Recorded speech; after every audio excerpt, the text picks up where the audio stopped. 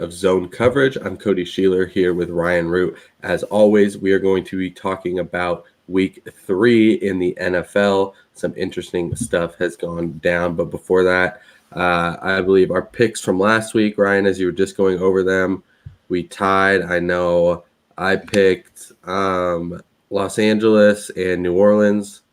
Those were wins, and then you had Tennessee and Atlanta, and those were the ones we differed on. Everything else was the same, so that's a tie. And then some wagers we made. Josh Allen had a great game. We'll get that. Really impressive him. So you were in on him. I was not. Danny Dimes didn't get into the end zone, so he kind of screwed me on that.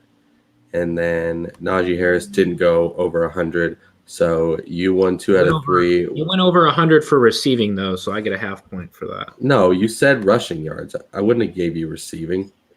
You said rushing. I guess I should have said receiving, but I'm going to give myself a half point because he got over 100 yards in the categories. You only get 0 points for that, so we're 4-4 on the year in those. But we're going to get into some takeaways. I want to start out because I was going to make this guy one of my stars, which we'll get to later. But then I realized that I didn't want to wait, 30 minutes to talk about him. I wanted to get it right off the bat. But Justin Tucker is the fucking GOAT. Like, that's just all I have to say. I mean, he already had a claim as the best kicker of all time. But after what he did against Detroit, a 66-yarder, breaking the record by 2 yards, Matt Prater's record, who attempted a 68-yarder earlier in the day, and doing it to win is just insane. Move over Morton Anderson, move over Adam Vinatieri. Justin Tucker is a guy now. Like, there's no debate. That was just such an incredible moment. And to see a kicker just dominate Twitter like that, not for, the last time that happened was the double doink. Kickers usually become the social media topic when they mess up. And so the fact that he did it because of how freaking good he is, like, it was just incredible to watch. And just the fact that even, played out. Yeah, the Lions were a lot closer than they should have been. But, I mean, Justin Tucker nailing a 66-yarder by 2 yards. And the fact that it hit the crossbar, popped up, made it. It was just perfect. So don't get me wrong. I will give credit to Justin Tucker for making that field goal. But my takeaway in opposition to that is, God, do I feel bad for the Lions. I mean, week 1, they almost pull off a great comeback against the Niners. Week 2, they kind of get their face kicked in by Green Bay. And then week 3, again, no one's giving them a chance to beat the Ravens. But a crossbar field goal, just a little dribbler in field goal, is what tells this game. And it really kind of breaks my heart with these Lions, man, because I think Dan Campbell, I tweeted it yesterday, I think Dan Campbell is absolutely going to change the culture of this team. I love what he's bringing to this organization. I love, just the new fire that this franchise has, even though there's not necessarily a franchise quarterback there in Jared Goff, and there's not the greatest, receiving core there, and not even the most consistent running back with DeAndre Swift. There's not really anybody that good on that team. Right. We're not talking. There's nobody on the team that is the best or one of the best in their position. I think we can kind of agree on that, because TJ Hawkinson I don't think is there yet. So I feel for this Lions team. They got a ton of draft picks from LA with this Matt Stafford trade, so it's really going to be be a long journey for them to get back into it. But have fun with the 32nd overall pick in the first round. That's real great. Hey, a first rounder is a first rounder, and if they're going to be, they'll have back-to-back picks, because they'll have the last pick of the first round and the first pick of the second round. Hey. Whatever can get Dan Campbell in this. No, for sure. I will say they kind of did it to themselves, because 2 plays before that field goal, they gave up a 4th and 19 conversion to the Ravens with no timeouts, got, 30, 40 yards to the Sammy Watkins on that. So they kind of they had the chance to stop them. They were playing well. So it's yes, it sucks when a team like this loses and they were close, but it's they did it to themselves. It wasn't some of these, it wasn't Aaron Rodgers leading something or Patrick Mahomes leading something. It was they they had 4th and 19, and they just had a huge busted coverage when the one time you couldn't. So there's still a lot of issues that this team has, and it's good that they're playing close, but they still need to figure out a lot of stuff. I do think they'll get a few wins. I don't think they'll be the worst team. I think the Jets are definitively the worst team. But yeah, I mean, the Lions certainly they are scrappy, which everybody was hoping they'd be, judging by just their coach's personality. So the fact that they are kind of embodying that is a good sign, hopefully. But we'll see if, he can do anything with the X's and O's too. Yeah, I mean, whatever can get Dan Campbell comfortable with this franchise. I think he already is comfortable with this franchise. Yeah. And Jared Goff is not playing the worst football out there, right? He's not necessarily playing the best either, but they'll get some wins here and there. But I mean, a record-breaking field goal to lose, I don't think any team wants to lose on a record-breaking field goal. Like, that's just beautiful. That sucks to have it ripped away. But speaking of a team that maybe the Lions could get a win against, is my takeaway that I think the Bears just suck, and it doesn't matter who their quarterback is. I mean, Justin Fields was absolutely awful. Let me pull up his stats real quick because, I mean, I'm not a Bears fan. Sacked more than he actually got completions. He got sacked 9 times, I believe, which I'll talk about that a bit later. But let me see his final stats. It wasn't very good. He was sacked more than he completed passes.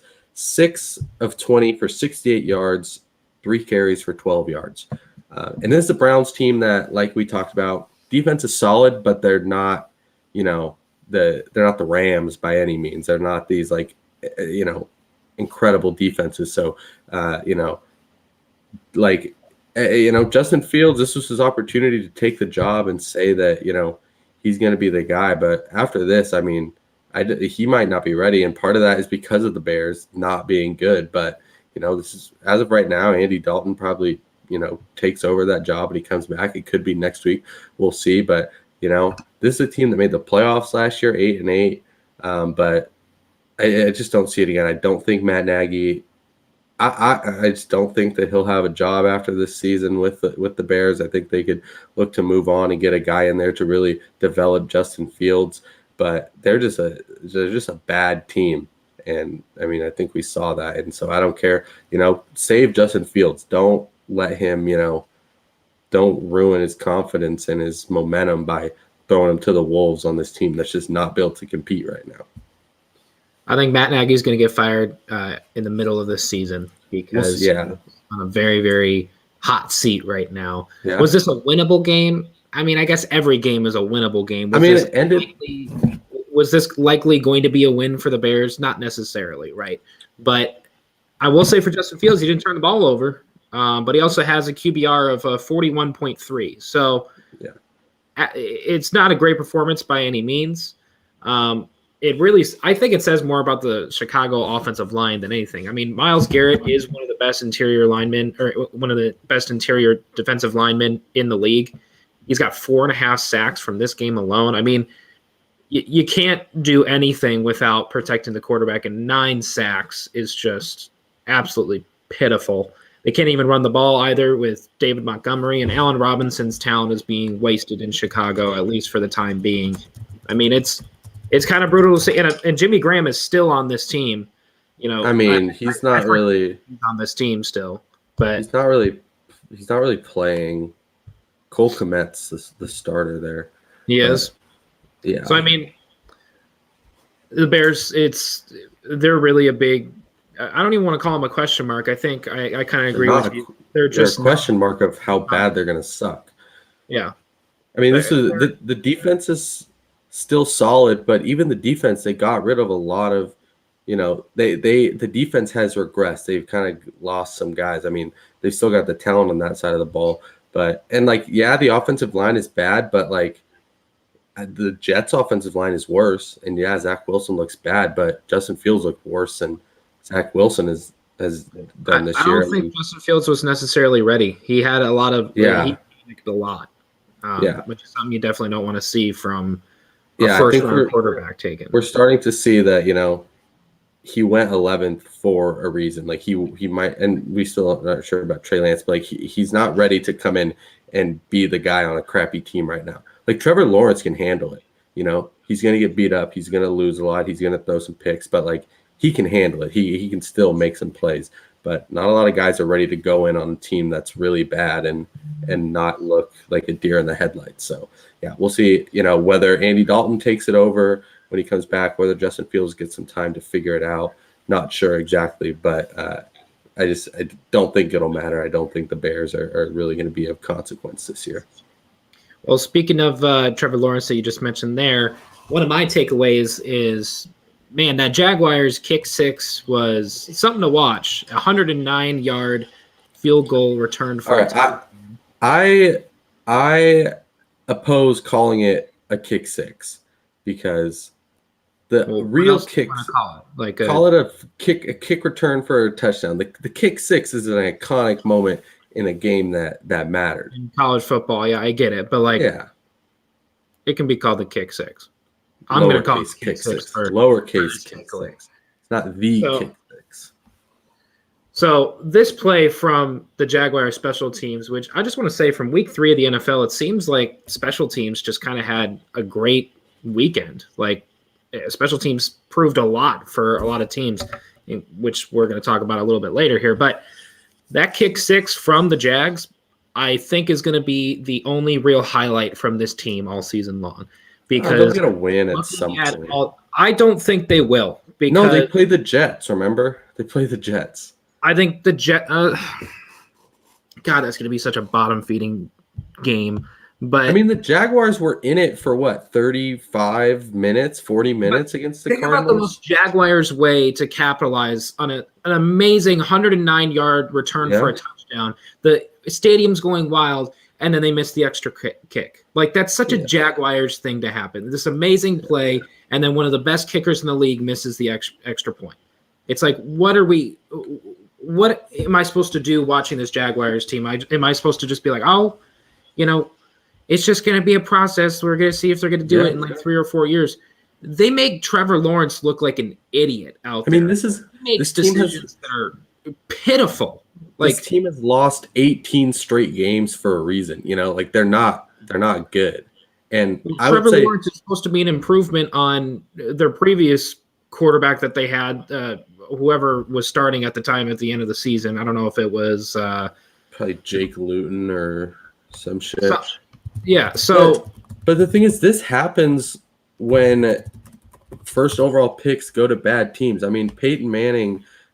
Not saying he's Peyton Manning, but Peyton Manning threw 28 interceptions his first year in the league. Yeah, I saw a stat the other day I saw a stat yesterday that said Trevor Lawrence joins Peyton Manning and Kurt Warner as the only first overall pick to have 2 interceptions in each of his 3 games. Yeah, like he's figuring stuff out, and it's kind of the same thing with quarterbacks.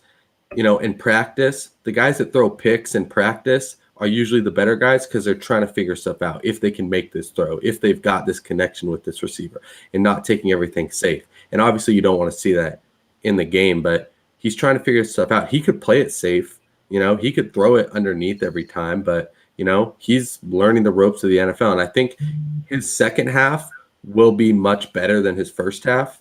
He'll start to figure stuff out a little bit better. He'll still probably throw a lot of picks this year, but he is the guy, and like I said, he's got the mental fortitude to handle this. He can throw as many picks as he does, and like it won't shake him. You want to explain to me the flea flicker interception then? Because that I don't know, looks like Nathan Peterman level. I was not watching a lot of Jaguars, to be honest. And that's perfectly fine with you. They did a flea flicker on, I think it was in the second half of the game, a flea flicker that didn't really fool anybody. Yeah. And then on his back foot, Trevor Lawrence throws just a floater to the outside receiver that was not open, to say the least, and it's easily intercepted, taken back for a pick six. If Trevor Lawrence is supposed to be one of the best quarterback prospects in recent memory, what kind of throw is that? He also had a fumble where he's getting back to throw, no one touches him, and he drops the ball in the middle of the motion. You're the first overall pick, and you haven't lost a game all throughout high school and all throughout college. Why are you dropping the ball when you're about to throw it?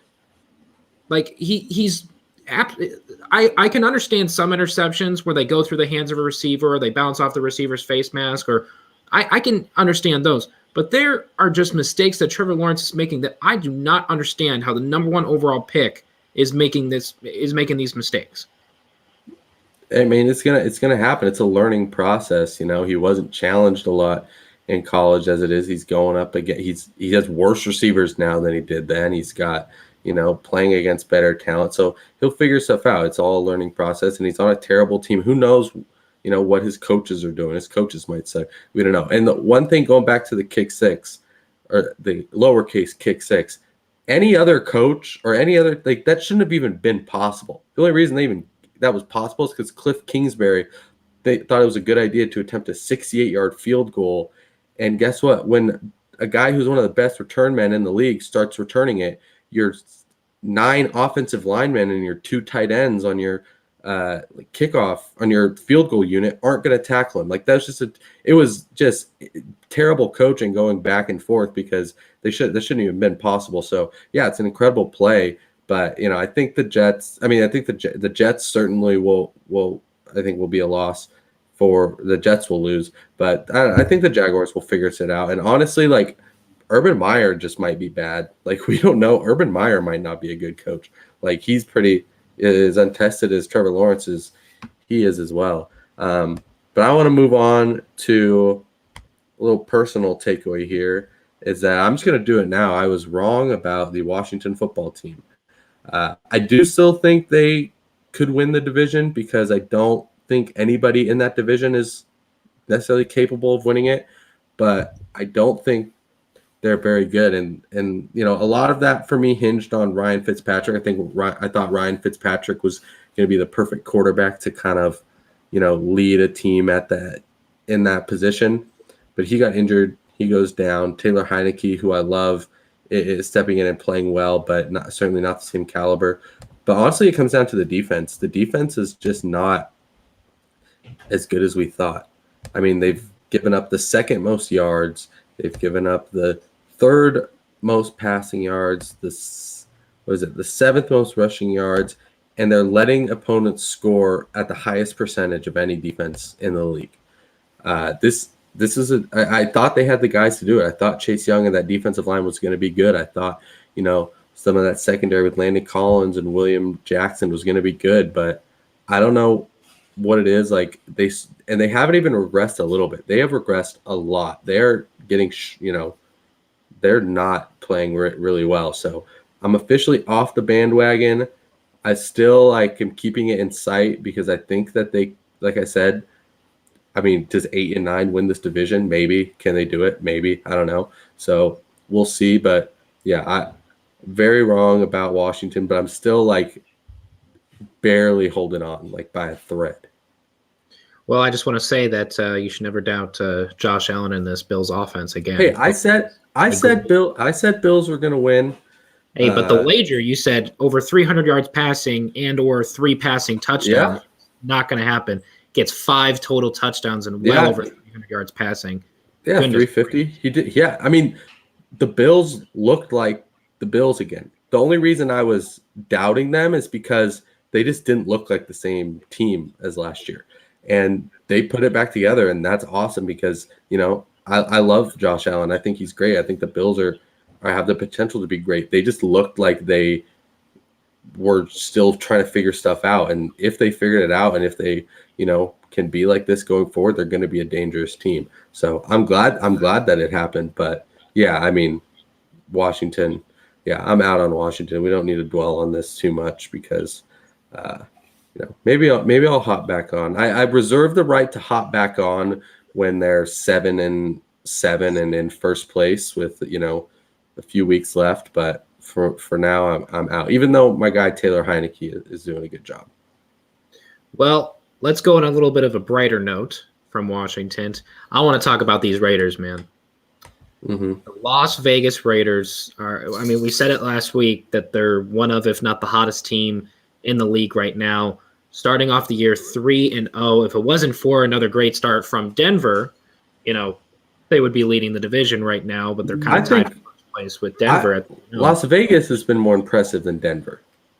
I would say so too, and we'll talk a little bit about them, later on in this episode here. But I just want to say like I heard on, the game-winning field goal in overtime with the seconds trickling down all the way down to 0 to barely win that game. It was a great game. But the commentator just goes, "Viva Las Vegas!" And you know what? They need to start making T-shirts and merchandise for it right now. They've got to be already all over it. Viva Las Vegas! I'm here for the Raiders' hot start and just their great season for the rest of the year, because I think now with a 3-0 start and their capability of winning big games against the Ravens and such, I can see this being a 10-win team at least at the 3-0 start that they have right now. They already showed that they could take down big teams and they could stay, grounded for overtime matchups like this last weekend. I mean, I give them a lot of credit for being a great hard-nosed team, and I think John Gruden has finally figured out this team and how to coach them. Mm-hmm. But this Raiders team, I just want to see how far they can get. Yeah, and speaking on the 10 wins, I mean, all they have to do is go 500 the rest of the way, and that's 10 wins. Like going 3-0 is really big. Like it's hard to finish below 500, when you start out 3-0. It gets you in a good spot. And the thing that it comes down to with these Raiders, which I almost made one of my takeaways, is just the fact that they're resilient. This is 2 overtime wins. It's 3 wins against pretty good teams. I mean, we'll see what the Dolphins end up being. Obviously, they didn't have Tua, but 3 teams that were either playoff teams or borderline playoff teams last year, all teams that finished with better records than them last year. But, to beat Baltimore, to beat Pittsburgh, both on the road in the way that they did, especially that Baltimore game, getting over the falling just short of the end zone and then coming back and doing it. And then, to take this Dolphins team into overtime and to get it done. I mean, records isn't everything. You look at the Cardinals, they're 3-0, but especially this win this week, this win last week, not the greatest. But you look at the Raiders' wins. Yeah, they're close, but it shows that they can win games that they need to do. It shows that they can win close games. And in that division, which is pushing the NFC West for best division, it won't get there, but I think it's certainly the second best division right now. It's gonna take that ability. You're gonna have to play the Chargers and the Chiefs and even the Broncos close, and you're gonna have to win close games, and they're doing that. So I think that's incredibly impressive. And I love what they're doing. Let's see where I want to go with next. I want to go with this is a question. Super Bowl hangover. I had this. I had this one in my notes when just the Chiefs lost, and then the Buccaneers went and lost, which I called Rams. I'm really pissing off some of my Seahawk friends by just loving the Rams right now. Like I said, my heart is still with the Seahawks, but my brain is watching the Rams play football and go, they're the best team. But, the Buccaneers I'm not worried about. Like I said, the Rams probably the best team right now. The Buccaneers will still be good. I will say that, that that win against the Cowboys probably took a little bit more than it should have, coming down to the last second field goal. The Falcons, they ended up running away with some late pick sixes, but was maybe a little bit closer than it should have. Their secondary is just getting ravaged by injuries. I believe they had another corner go out, so that's going to be tough. It's hard to be what they were last year, but we'll see at the end of the year. You still have Tom Brady, who's playing great. But the Chiefs, now I'm still not out on them. I'm not saying that they are, terrible. Oh no, they're in last place in the AFC West. All right, let's chill out. They're going to make the playoffs. They're probably still going to win the division. But there's still some issues. I mean, the offensive line is new and revamped and is supposed to be better, but the Chargers were getting a lot of pressure. Joey Bosa was having a damn good game. That might still be an issue. The defense, they're up there as one of the worst defenses right now, especially at letting teams score. Let's see. Let me look at where they're at. I mean, yards, they're third, passing yards, 8th most, rushing yards, 2nd most, score percentage, 50%. They're not a great defense right now. And they can make up for it because their offense is that good. But the thing that got me is you look at Patrick Mahomes' stat line, he had a bad game. The picks, all this and all that. But one pick goes right through a guy's hand. You got another You've got some drops. Somebody Okay, I want fumbled. to talk about that pick that went right through the guy's hands. Yeah. Patty Holmes did a no-look pass. Yeah, and it hit the dude in the hands. He was on target with the pass, but he's an inch away from the line of scrimmage, and there's no one remotely in the area to even fall for a no-look pass in that scenario. Like, he had open field to run, or there were defenders defending other receivers. There was no need for a no-look pass, and to be honest, I think the no-look pass kind of messed up the receiver because he wasn't expecting to get the damn ball. And it went through his hands and it was picked off. If the ball touches the receiver's hands, they got to catch it. Like that, yeah, it's a no-look pass, but you catch passes from Patrick Mahomes every day. You're used to this. You have to be prepared for that. You know whose hands it went through? It wasn't Tyreek Hill. It wasn't Travis Kelce. Like Marcus Kemp. Who's that? Do you know who Jody Fortson caught a touchdown? I mean, these guys. So, if you're an NFL receiver, cheap receivers that. Yeah, but at the end of the day, the ball touches your hands. You got to catch it. Guys around him were making mistakes. Somebody else had a fumble. I know Clyde Edwards-Helaire fumbled. Yeah. Again, but then I thought a receiver fumbled too. Tyreek Hill fumbled the ball. Yeah, that's who it was. Like a lot of the guys were making mistakes. The pick that he threw, he overthrew Kelce by a bit. That was a tough play trying to make. That I tweeted out. Turns out Patrick Mahomes can't make every throw, even though he's damn close. But he was getting rushed a lot there. Like, the offensive line has to be a little bit better. The receivers have to drop a pass, but when you let it go straight through your hands and it leads to a pick, that's just bad. And yeah, the fumbles. Clyde Edwards-Helaire actually had a good game. He's really solid on the ground. He gets 4 or 5. They average almost 6 yards per carry. But yeah, I mean, I think there's enough good teams to where that can give the Chiefs an issue because they have holes. They're not perfect. They're not the 16-0 Patriots from 2007. They have issues, and good teams are going to exploit those. This is a team that has a great offense, but their defense is severely lacking, especially in on the run defense side of things. Mm-hmm. And I think one takeaway I will have from this game in a positive for Kansas City is they were still in it at the very, very end. It was still a Hail Mary away from the 50-yard. I mean, it was still a game. And that says a lot about the Chiefs. What were the Chargers doing? The Chargers needed to take it to 3 seconds, kick the field goal to win. You don't give the ball to Patrick Mahomes with any time left on the clock. That was almost a terrible decision. Right. So the Chiefs were still in this game at the very, very end. Am I ready to press the panic button for them now? No. But if they go this next week on the road to Philadelphia and lose, then yeah, I'm going to. I mean, the Chiefs should not lose to the Eagles by any means. The thing with the Chiefs is panicking on the Chiefs means, oh my God, are they going to lose 4 games? Are they going to lose more than one game that isn't the end of the year? We know the Chiefs are still at the end of the season going to be one of the 5 teams that's legitimately going to be able to win the Super Bowl. We know that. All the panicking when it comes to the Chiefs, and same with the Bucs, is oh my God, are they more beatable than we thought? And the answer for both of them right now is yes. But if you told me that the Chiefs go on and win every game for the rest of the year, would I be absolutely shocked? Not really, because I still think they can be that good. So yeah, I agree. Well, if they play Buffalo the week after, and they still got to play the Raiders twice. We'll see how they No, I mean, I'm not saying they're going to, but I'm saying if you told me that they were going to be the best team, the rest of the stretch, I'd believe it. They haven't done enough to make me go, oh no, I'm really worried about this team. I mean, think of it this way.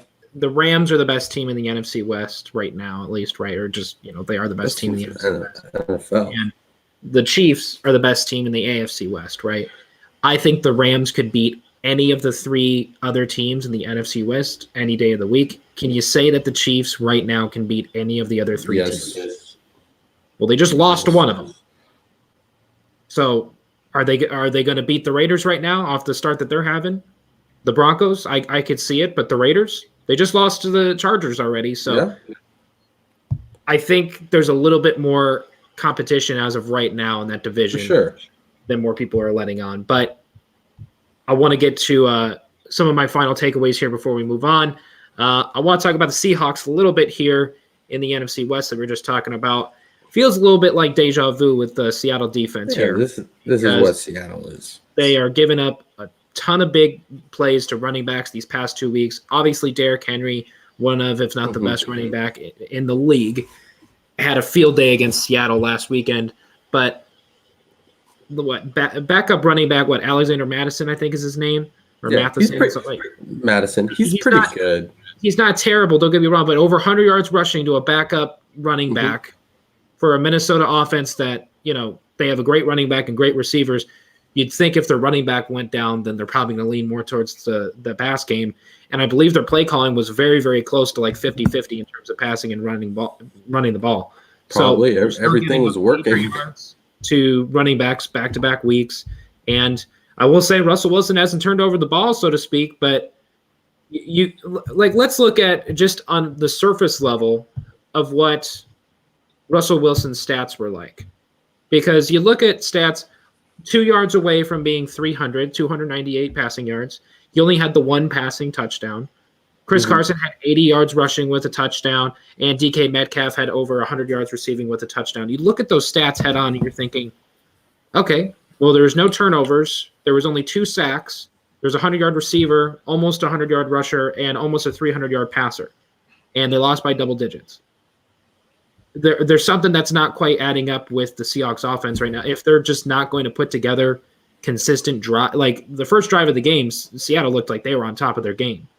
I mean, I give credit to Minnesota for staying in the game with them and just keep playing, responding to the Seahawks every single time that Seahawks had some sort of an advantage. But they won this game by double digits with no turnovers forced and only 2 sacks. I think that says something more about the Seahawks.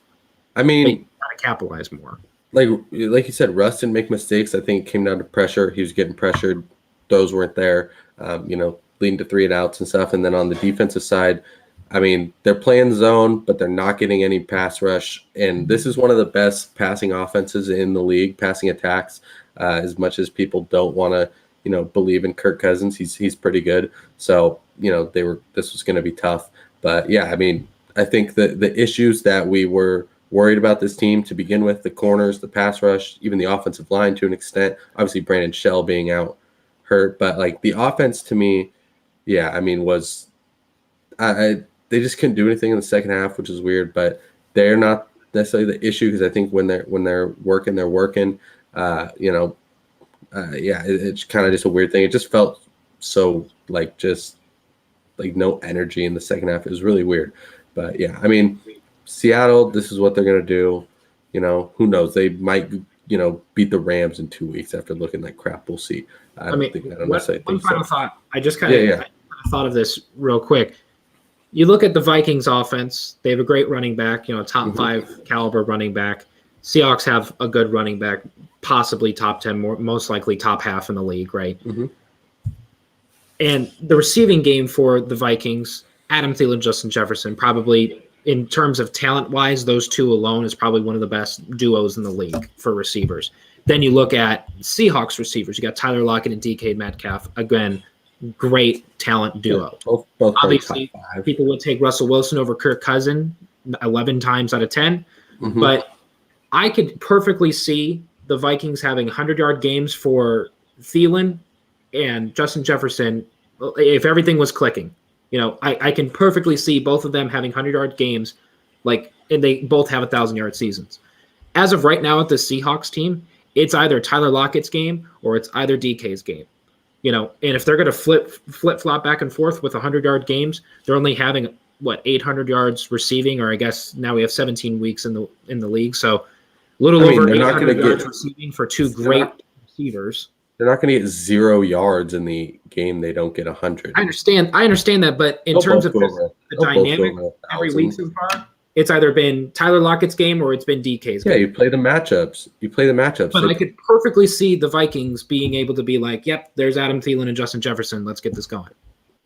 I mean, the Chiefs, Tyreek and Travis Kelce could easily have a great game both out there. We've seen it with the Bucks kind of already. I don't see it with the Seahawks team. It's either going to be DK's game or Tyler Lockett's game, and I think they just need to pay more attention to the talent they have. Right now, the Seahawks have 2 receivers in the top 20 yards this season. And you've got Justin Jefferson at 11 and Adam Thielen's all the way at 39. So not really backing you up there, but we'll see. But yeah, I want to get through our last ones quickly. My last one being that Aaron Rodgers and Devontae Adams might be all that the Packers need. Not necessarily to win the Super Bowl, but especially to win that division where Minnesota now looks like the best threat to them. But Aaron Rodgers and Devontae Adams are both really flipping good. And the fact that they both probably won't be on the team next year is hilarious.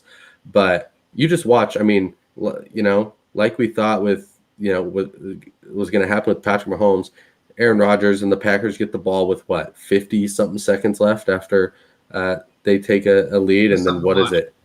Every single time, Devontae Adams, 2 or 3 catches, field goal range, boom, make it. Devontae Adams is they're both so good. Smart. Like Devontae Adams on both of the big catches that he had, he is going on a dead-end sprint to the sideline to try to go out of bounds. Yep. Gets stopped, but the entire offense meets up, spikes the ball. And then the next pass, Devontae Adams catches it, and he knows where the clock is at. They have great awareness of where the clock is at, gives himself up straight away. They spike the ball with 3 seconds left. I mean, the chemistry between Aaron Rodgers and Devontae Adams, it was something to watch just on that final drive. Yeah, it's Tyler Lockett, Russell Wilson level.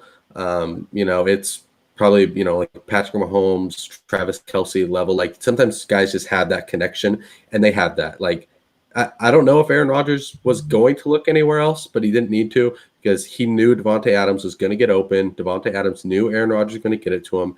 And, when you have 2 of the best guys doing what they do, Aaron Rodgers, is back to that, playing really well. That's all it really takes, especially, in that division. And they beat a Niners team that is good. I know we're not necessarily as high on them as a lot of people are, and I think expectations are starting to,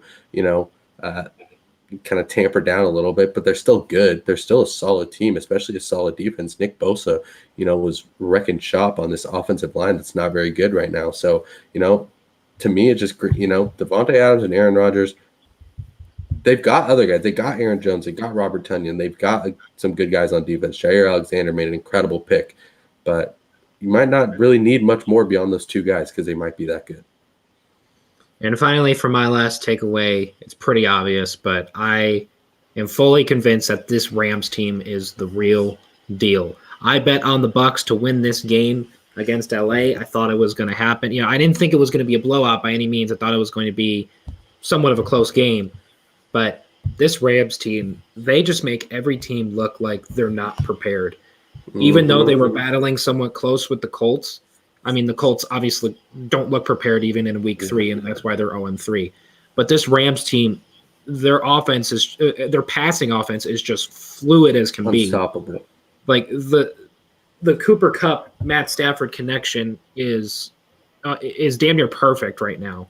And the fact that they have Robert Woods and now Deshaun Jackson out there catching the deep balls as well. I mean, they have quite an underrated receiving core, and they've kind of had an underrated receiving core for other seasons as well. I think Jared Goff was underrating them. I think it was Jared Goff's fault. Right. I mean, what was the trio that they had back then with Brandon Cooks and there was 2 a few years ago. But the Rams have always seemed to have these great groups of receivers for the past decade or so. But Sean McVay's got his quarterback now. And Jared Goff could definitely not. Jared Goff would definitely not be doing this right now. No, yeah. I mean, I told you this was going to happen. You didn't believe me. You said I knew they were going to be good, but this passing offense is just fluid. It's just poetry in motion, really. Yeah. And the fact that at the opposite end you have 2 players that are the best in their position in Jalen Ramsey and Aaron Donald. And it's not really close. Probably the team to beat. It's not really close for the next guy. Like Aaron Donald is so dominantly the best defender, and especially the best he's possibly the best defender. Player. Probably, and then Jalen Ramsey is easily the best corner. Yeah, they're just an insane group, and my takeaways I was almost going to just be the Rams are the best team in the NFL, point blank, period. Move on. Enough said. I think they're the team to beat right now. Yeah. So let's move on to some stars. We're going to make it quick. No debate. We're going to say our guy, make our point, move on. I'll start. I want to give mine to my third star. We'll start. It's a tie. Logan Wilson and Byron Murphy both got 2 interceptions. Logan Wilson had that's a linebacker for the Bengals, for those of you that don't know, which is probably all of you because nobody knows who that is. Great little acrobatic interception up Ben Roethlisberger, and then got another one. He's actually leading the NFL in interceptions right now. That's pretty expressive. What I saw this morning. I mean, it's early, and we'll see. And obviously, the best players don't always get interceptions, but that's kind of wild. The Byron Murphy, 2 interceptions as well, getting the pick 6, like you mentioned, off Trevor Lawrence. So, guys show out like that, I'm gonna give them a little bit of credit. Well, speaking of the Bengals, my third star has to be the Bengals O-line, where I think before this season even started, everyone was kind of in agreement that the Bengals offensive line, it could have very well been, a house of cards. That's how protective they would have been. But no sacks for Justin Burrow or for just Joe Burrow. I'm thinking about another player that I'll talk about a little later, but no sacks for Joe Burrow, 3 touchdowns. Jamar Chase and him are showing even more of their connection from college with 2 touchdowns. They made the Steelers look stupid, and Ben Roethlisberger should just retire already. But back to the Bengals O-line. They absolutely, against a Steelers front 7, which you're no sacks allowed on the Steelers. So yeah, pretty good. I got to give a shout out to the whole Bengals O-line.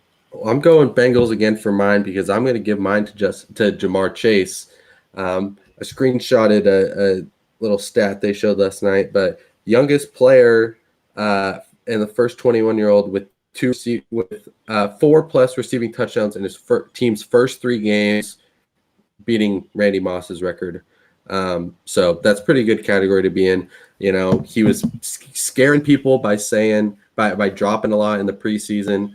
I mean, this was a dude 2 years ago who scored 20-something touchdowns, won the Blitnikoff, didn't play last year. I think we figured out it was just rust. The dude is as good as we thought he was going to be. Devonta Smith, Jalen Waddle, who's going to be the first receiver off the board? They're good, but Jamar Chase is at that level already. He's dominant, got that connection with Joe Burrow, stepping up with T. Higgins being out, but he's the guy. He's, silencing a lot of doubters, doing a lot of good things. And so, yeah, big ups to Jamar Chase. Now, I know Justin Tucker made the record-breaking field goal, and I know there was another game-winning field goal for Mason Crosby on the Green Bay Packers. But, look, I gave all my faith to Atlanta before Week 3 even started. I said Atlanta is going to go to New York and win that game. So I have to give a shout-out to Younghoe Koo from the Atlanta Falcons on a game-winning field goal. That's got to be my second star easily. Yeah. Obviously, the least consequential and least impressive of all the game-winning kicks didn't get recognized. We'll give you a slash. That is my second star. I'm going to give nobody believed me with these Falcons, and he put it together. I don't think anybody cared about that game. I know I didn't. The fact that the Giants should have put that away. That was a terrible game. I was watching the Falcons. Safe to say, I was watching Red Zone, so I didn't see a lot of that game. But Daniel Jones looked good. He just got no touchdowns, which sucked. But I digress. I'm gonna give my number 1 star to Myles Garrett. 4.5 sacks, franchise record. He's leading the NFL in sacks right now, which he was my pick to lead the NFL in sacks. But I think, the thing that just shows is it's just good on the Browns defense. The Browns defense just needs to kind of put some stuff together a little bit. They don't need to be dominant. They just need to be all right because the offense is pretty solid. Also, shout out to Odell Beckham Jr., who looked really good in his return in damn near a year. Was looking really good. But yeah, Myles Garrett, putting it together, figuring it out. Most sacks in a game for a Browns player. I gave Chandler Jones the look for 5 sacks 2 weeks ago. Myles Garrett almost got there. 4.5, but still pretty good. And I think, a bit of a quiet first couple weeks, but he's starting to assert himself now, and he's looking really good. And for my number one star, I feel like people would be able to predict it with my love for this Bills team, but it's got to be Josh Allen. 5 total touchdowns against a great defense that, again, a lot of people thought this Washington defense was going to be up there with one of the best in the league. It's Josh not. Allen made it stupid. And it's not. I mean, it got to the point where, I looked at his stats after the first quarter and I go, well, hopefully they just kick the shit out of Washington and they don't throw it at all the second half. That was my only hope to win our little wager on him. So I'm glad to see that he's playing like the guy that we thought he should, because and doing it with different receivers too. Yeah, it's not Emmanuel just Sanders. Yeah. And Sanders, little Cole Beasley in there. He's doing great. Knox. And like I said, the only reason to doubt Josh Allen is we have seen more bad Josh Allen than good Josh Allen so far throughout his career. The one good season, 2 mediocre seasons. He doesn't have the track record that these other guys, Aaron Rodgers and such, have. But he looks like he's gotten it back on track, which is good for him, good for the Bills, good for the league, because, he's an up-and-coming superstar. And I love to see that from him. We're going to go to a new segment we are introducing where every week, we're just going to take a little updated look at some MVP favorites. We're going to give our picks for our MVP ballots. We're not going to go through one by one necessarily, because a lot of these guys we have talked about or will talk about quite a bit because they are the ones dominating the league. But if you want to, I'm looking for the MVP favorites right now. Here we go, which is a little bit interesting compared to what we've had. So I'll let you go with yours. I mean, if you just want to go off your list, I'll say mine, and then we can have a little discussion about it. Yeah, so look, I'm not saying this guy is going to make – I'm not saying this guy is going to be the MVP by the end of the year. But look, Sam Darnold's 3-0. I saw this and it made me mad. Sam Darnold is 3-0. He has the same amount of total touchdowns as Derek Carr does right now. He has I don't think he has no turnovers, excuse me. I'm thinking of somebody else. But he has an interception. He has an interception. He has no fumbles. He's got rushing touchdowns to add to his resume. Again, he's 3-0. He's in the top 10 for passing yards. Look, I'm not saying the guy's going to win MVP by any means, but you start off the year 3-0. I got to at least give him a little bit of a shout out, because let's face it, this award is a glorified quarterback award. Very rarely do non-quarterbacks win this award. Well, only very rarely recently. You never know. But the last non-quarterback to win this award was 2012, I believe, with Adrian Peterson, because he was on the verge of making history. Yeah, 8 yards away. Off of a torn ACL. 8 yards away from a rushing record. But so I won't spend a lot of time talking about Sam Darnold because he doesn't necessarily deserve it, but I just want to do a little thing right here where I read off a list of players and you try to figure out what they all have in common. Jameis Winston, Joe Burrow, Jared Goff, Taylor Heineke, Trevor Lawrence, Teddy Bridgewater, Jimmy Garoppolo, Matt Ryan. Do you know what they all have in common? I'm assuming it has something to do with turnovers. No, they have more touchdown passes than Sam Darnold. Sam Darnold has 3 touchdown passes in 3 games. Touchdowns each of them have? I don't care about QB sneaks. That doesn't mean shit. You have to have more than 3 touchdowns in 3 games. 3 passing touchdowns in 3 games. Teddy Bridgewater. I didn't read the good players off that list. There's 19 players with more touchdowns than him. So that's all I'm saying. I know you have this weird affection for Sam Darnold right now, so I'll let that play out for a little bit. It's this Panthers team, man. People are sleeping on them. Okay, they're not good. They've played bad teams. But I mean, the rest. Let's see. We've both got Matthew Stafford number 1. I was gonna get ready to defend him to the freaking end of the earth. But yeah, I'm glad you agree with me. Matthew Stafford is the guy right now. I still have Tom Brady. He is, to be honest with you. Yeah. Like I've got Tom Brady second, just because honestly, Kyler Murray would be second on mine, and we both have him third. Kyler Murray would be second on mine if they didn't play so lackluster against the Jaguars.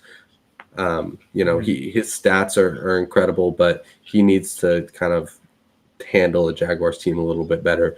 But my thing with Kyler Murray is he is very loose, I would like to say, or he's not 100% perfect out there throwing the ball damn near Russell Wilson is or Aaron Rodgers is, right?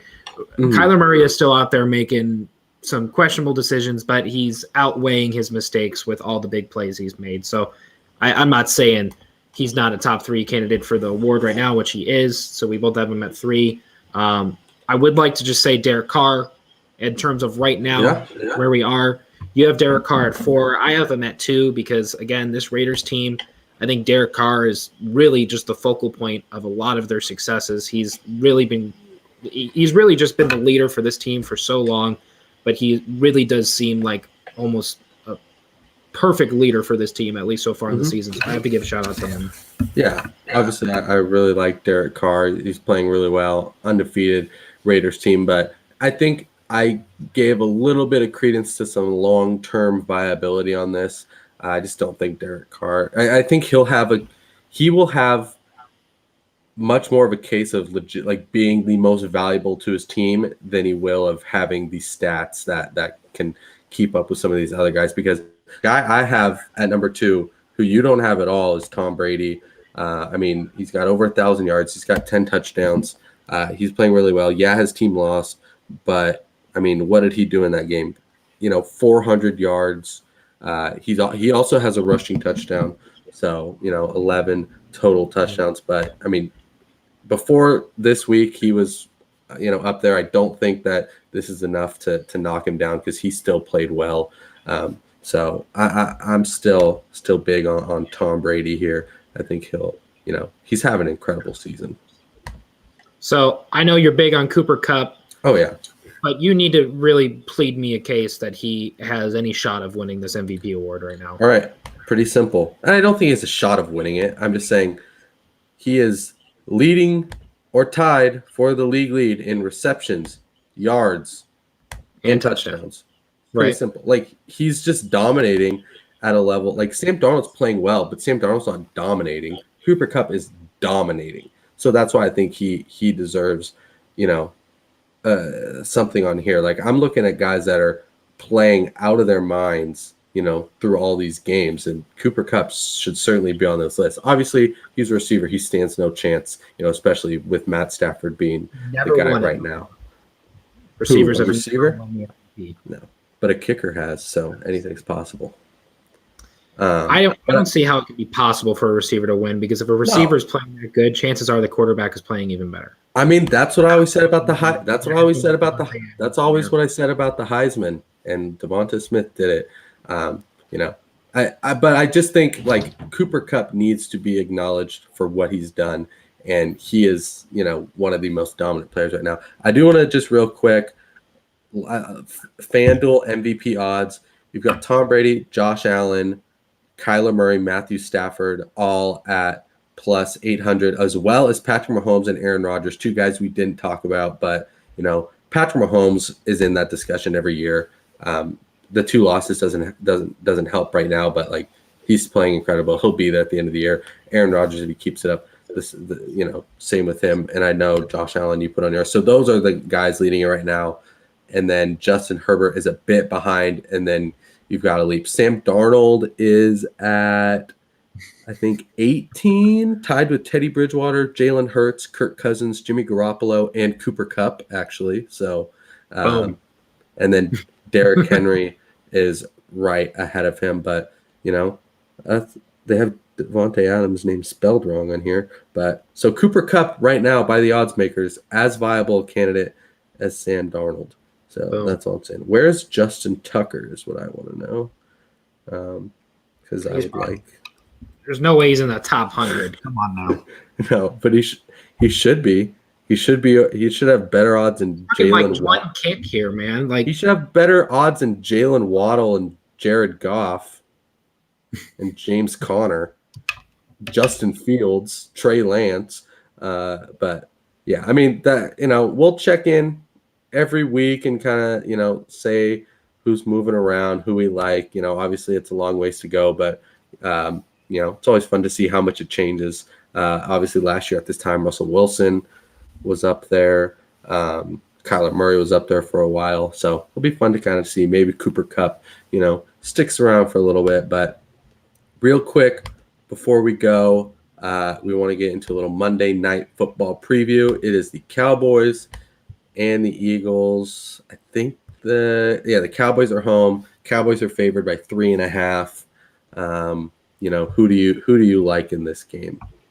Well, I got a personal tie to this game right now because one of my fantasy teams is dwelling on this game right here because I have Miles Sanders and my opponent has Ezekiel Elliott. How close is it? It is like I believe he has like a 65% winning, and I have like a 35 or something like that. So 59-41. The odds are not in my favor right now. He's beating you by less than a point. So you basically just need Miles Sanders to outscore Ezekiel Elliott. Pretty straight up. Okay. Well, I need CeeDee Lamb to not get like 35 points. So if that would be nice. But so take your fantasy hopes off of this. Objectively, who do you think will win? So looking at both of these teams, I mean, on a defensive standpoint, you could argue that the Eagles have been better defensively than this Cowboys team. I think they did lose Brandon Graham last week, which will suck. But yeah, defensively, this Eagles team seems to have a lot more figured out than the Cowboys. Yeah. Sure, they dropped one to San Fran and they lost 17-11. But look, they shut down San Fran's offense, which isn't necessarily hard to do with the trends going on right now with their offense. But that, and they made Atlanta's passing offense look just non-existent, which that proves to still be kind of the case with them as well. But there's some good coaching going on with Philadelphia on that defensive side of the ball. Now, offensively, you'd probably say Dallas has the upper hand here because Dak is still going to be Dak. He's going to throw to Amari. He's going to throw to CD. Not too much to CD Lamb, please. They're both easily going to get over at least 5 receptions. One of them might get 10 receptions. Yeah. But if there's anything I've seen with the trend with Ezekiel Elliott, he is just not figured it. He's not been a factor at all. He was good last week. Him and Tony Pollard are kind of splitting things up. A lot of teams are doing a running back share because of that kind of extra game, and Tony Pollard's been looking good. But yeah, I mean, do you really want a 2 running back system with Ezekiel Elliott? No, but do you want to run Ezekiel Elliott into the ground and have him be nothing at the end of the year? So you're dancing around it. Give me your pick. I don't disagree saying Tony Pollard's not a good running back. I think they could get a lot for Ezekiel Elliott if they moved him. Yeah. But I think we're seeing teams just use backups a little bit more, and it depends on the level of the backup just because it's such a long game. Only Derrick Henry can, have 350 carries every year and still be, healthy. So I think we'll probably see more Ezekiel Elliott towards the end of the year. Tony Pollard is a little bit of change of pace. But yeah, he's certainly not living up to the caliber of running back that he should be. I do agree on that. But I see that I don't think Dallas is really a favor with this game. I think this game's a lot more even than people are letting on. Yeah, Dallas is getting the points because they're at home is basically what it's coming out to. Pretty much, but you know what? It's not necessarily. We're tied with our predictions, and I know what you're probably going to go with. So you know what? I'm going to put my faith in the Eagles. I want to put my faith in the Eagles, but I don't want to put my faith in the Cowboys. But weird because I picked them to beat the Chargers last week, and I was right. And this week they're going to go against the Eagles. So I'll go with the Cowboys just for the sake of. I think Jalen Hurts shocks a lot of people. I'll go with the Cowboys just for the sake of having a victor this week. If I lose, just know it was reluctant because I'd rather lose than tie. But yeah, I mean, like I said with Dak Prescott last week, his throwing numbers have been inflated by the fact that he threw it 50,000 times against the Bucs. He's really averaging about 10 yards a completion, so he's not doing anything insane. But the offensive firepower is there for the Cowboys. I think, the Cowboys defense is what it's going to come down to because that group is a little broken. Micah Parsons is playing defensive end at this point, which isn't the best thing for them, although he's playing well. But yeah, I mean, if the Cowboys defense can step up, get a few stops, a few turnovers, I like the piece on there. I think Trayvon Diggs is an up-and-coming, really good young corner. He's playing really well. So I will go with the Cowboys just because that'll break our deadlock here. And honestly, I still like Philadelphia with the points. I'm taking the points with Philly. My spread picks 3.5. This could easily be a field goal game. But yeah, I'll roll with Dallas and we'll see. Either way, my brain will be right, or I'll win the picks. So we'll see when it comes down to that. But I mean, they're pretty even. Hopefully, it's another close game as we've seen on prime time. Some pretty good games all across the board. But that's going to do it for us. Remember to follow Dash Sports on Twitter, Instagram, Facebook, and TikTok, as well as subscribe to the Dash Sports YouTube channel. We will be with you again on Thursday to preview week 4 of the NFL season, starting with a thrilling Jaguars and Bengals Thursday night matchup, which we will get you ready for. So tune in for that and the rest of our coverage on Mondays and Thursdays, as well as check out some of the other dashboards coverage across the Pac-12 and some other sports. But that'll do it for us. We will see you on Thursday, and then we will see you on Monday again after the NFL Week 4 season.